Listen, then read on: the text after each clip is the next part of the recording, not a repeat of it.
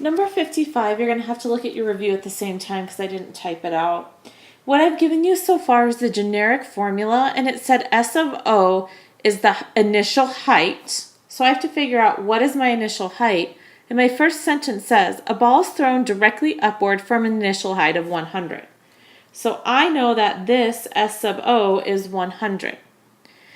It also says that V sub O is the velocity. Well, the next sentence says, with an initial velocity of 80 feet. So this is going to be 80t plus negative 16t squared.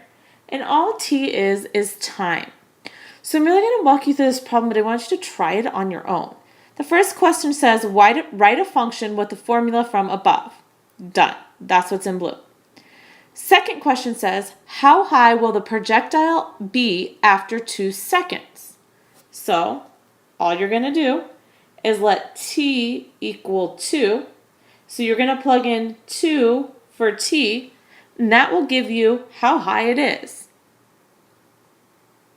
The next question says, after how many seconds does a projectile reach its maximum height? So what I'm going to have to do is find the vertex. Because what's going to happen with my graph right now, let me switch colors. What's happening is my graph is looking like this.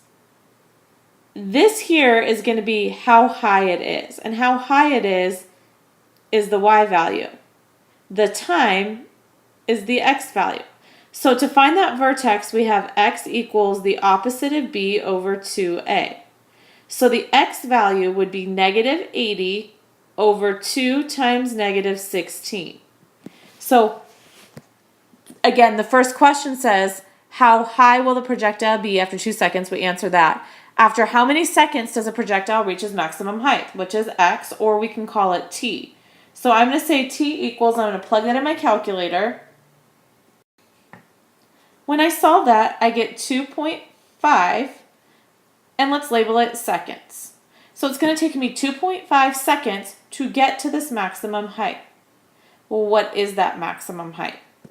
So to find that maximum height, what I'm going to do is I'm going to go back to, well, what is the height when this is the seconds?